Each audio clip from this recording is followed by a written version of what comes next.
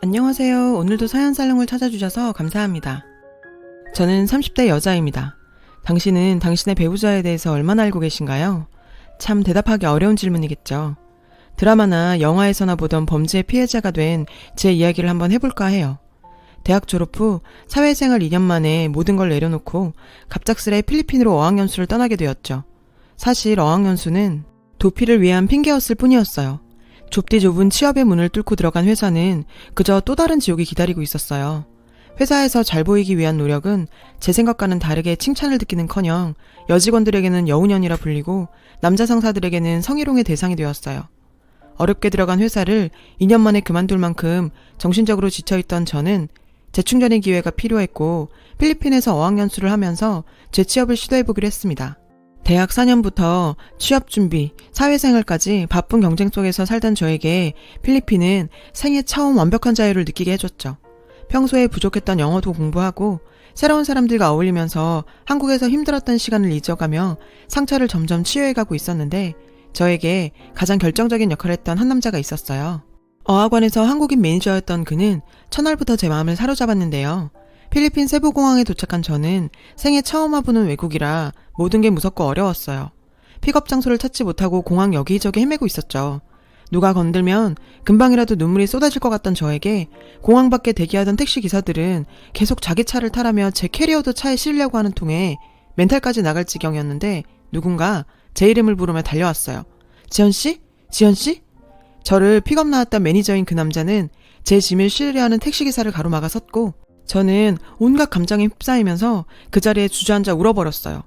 첫 만남부터 찌질하게 눈물 콧물 흘리면서 우는 모습을 보여주면서 저희의 인연은 시작되었어요. 울고 있는 저를 달래며 너무 나오지 않으셔서 직접 찾으러 다녔다더군요. 공항을 울먹대며 배회하고 있는 저를 보고 왠지 명단에 적힌 김지연이 맞을 것 같다는 생각을 했답니다. 첫 만남이 임팩트 있어서 그런지 그에게 뭔가 모를 친밀감이 들었고 두렵기만 했던 어학연수 생활은 매니저였던 그가 있었기에 든든했어요. 휴양지로 유명한 세부답게 평일에는 영어 공부하고 주말에는 여러 섬을 돌면서 스노클링도 즐기고 다이빙도 즐기며 세부 생활에 적응할 때쯤 한국인 매니저들과 함께 카모테스라는 섬에 단체 여행을 가게 되었어요. 강렬한 첫 만남 이후 마음속에 그를 품고 있었던 저는 그와 함께 가는 여행이 설레었습니다. 카모테스에서 즐겁게 시간을 보낸 뒤 숙소에서 술자리가 한참 무르익었을 때 잠깐 바람을 쐬기 위해 밖으로 나온 저는 담배를 피는 그를 만날 수 있었어요. 평소에 담배를 극혐하던 제가 담배 피우는 모습마저 멋있어 보이는 걸 보니 제 눈에 콩깍지가 쓰인 게 확실한 것 같았네요. 그에게 용기 내서 해변 한 바퀴 걷지 않겠느냐며 제안했고 해변을 걸으면서 많은 대화를 나눴어요. 그러면서 제 관심을 표현했는데 놀랍게도 그건 저만의 마음은 아니었어요. 그도 역시 저에게 관심이 있어 표현하고 싶었지만 매니저인 본인이 학생과 썸을 탄다는 게 조금 부담스러웠다고 말했어요. 카모테스 밤하늘에 쏟아지는 별을 바라보며 마음을 확인한 저희는 커플이 되었습니다. 매니저와 학생의 신분? 문제로 의도치 않은 비밀 연애를 시작하게 되었어요.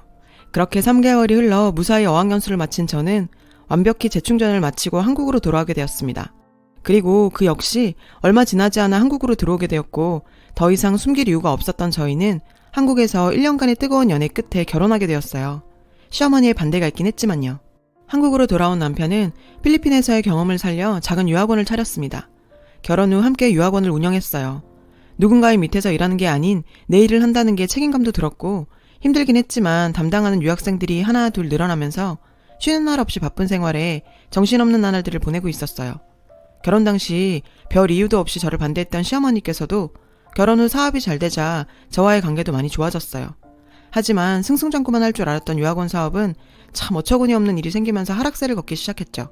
당시 국내 유학원 중 업계 1위를 달리던 회사인 유학땡땡이 갑작스럽게 부도 처리가 되면서 200여 명의 유학생 피해자를 만들었거든요.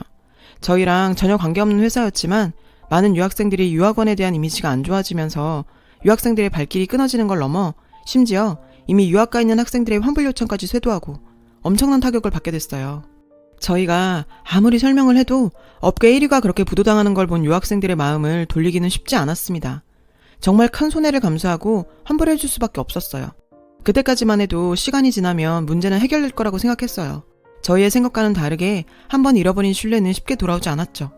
업계 1위가 망한 후 중소유학원들의 부실한 경영들 역시 주목받으면서 유학생들은 유학원을 끼지 않고 개인적으로 가는 경우들이 늘어났습니다.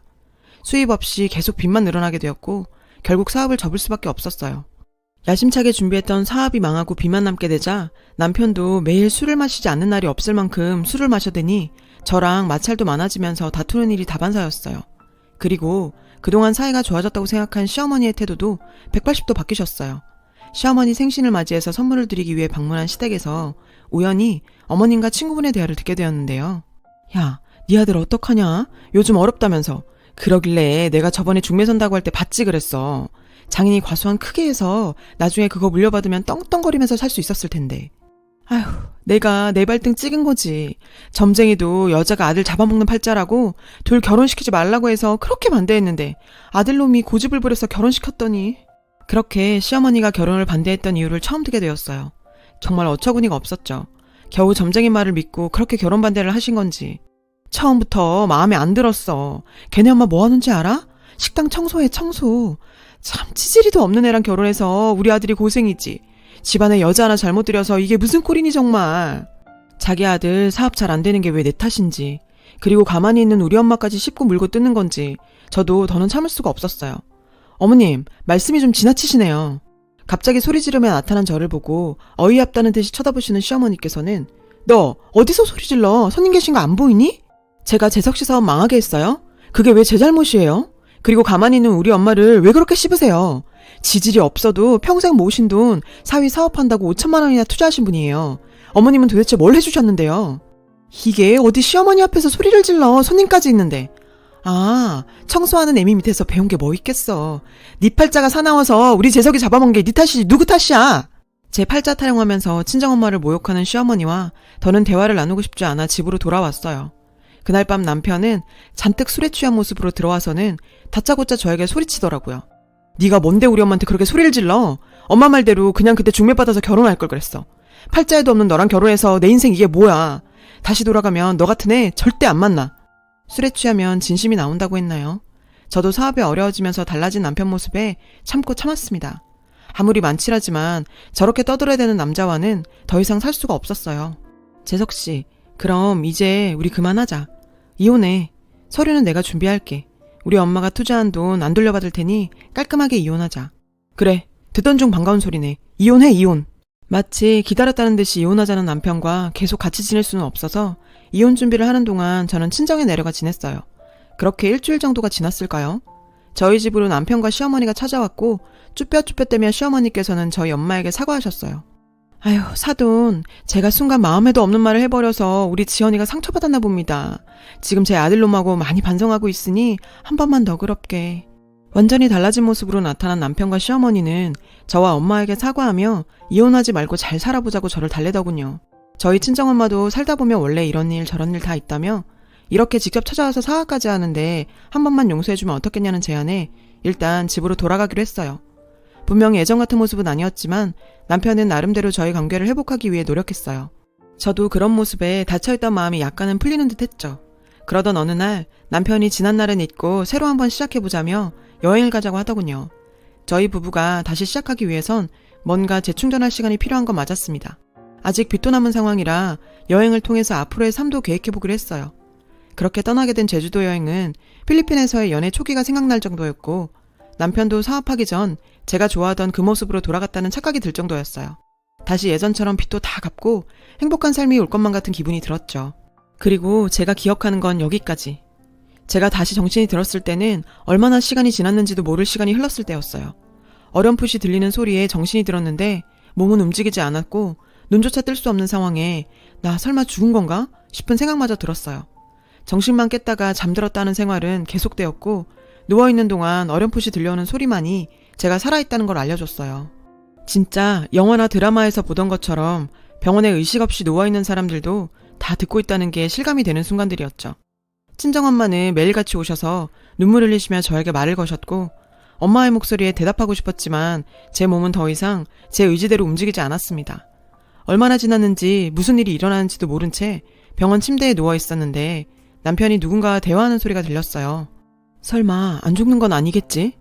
이게 도대체 무슨 말인지. 안 죽는 건 아니라니? 무슨 말인지 정말 의아하더군요. 재석아, 걱정하지 마라.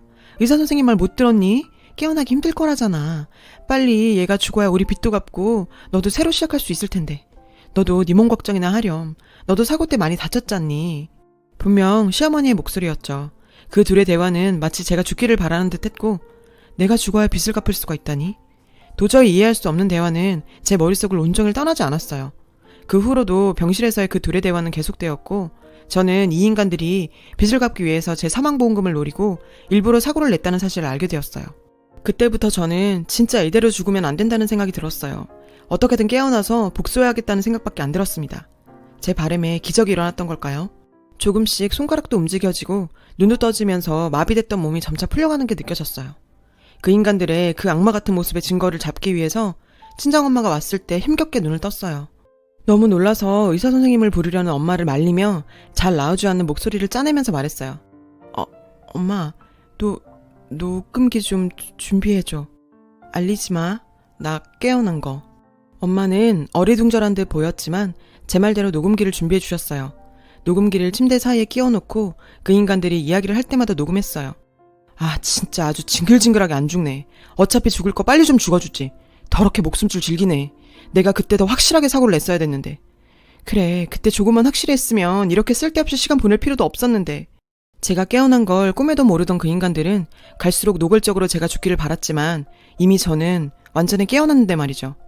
어느 날 제가 깨어났다는 소식에 헐레벌떡 그 인간들이 병실로 뛰어왔고 제가 깨어나 앉아있는 모습에 그 둘은 사색이 되었었는데요. 자기랑 어머님은 표정이 왜 그래? 나 깨어났는데 안 기뻐? 기쁘지. 기뻐. 정말 다행이다. 아, 당신이랑 시어머니가 기쁠 리가 없지. 내가 죽어야 내 사망보험금 받을 수 있었을 텐데. 아쉬워서 어째? 제 말 한마디에 그 둘은 얼굴이 파랗게 질려버렸어요. 그게 무슨 말이야? 나 죽이려고 일부러 사고 냈다면서. 너 빚도 갚고 새로 시작해보겠다고. 나 누워있을 때 왜 이렇게 안 죽느냐며 고사 지내더니 뭐 모른 척이야. 어머, 얘 봐라. 사고 나더니 머리를 다쳤나.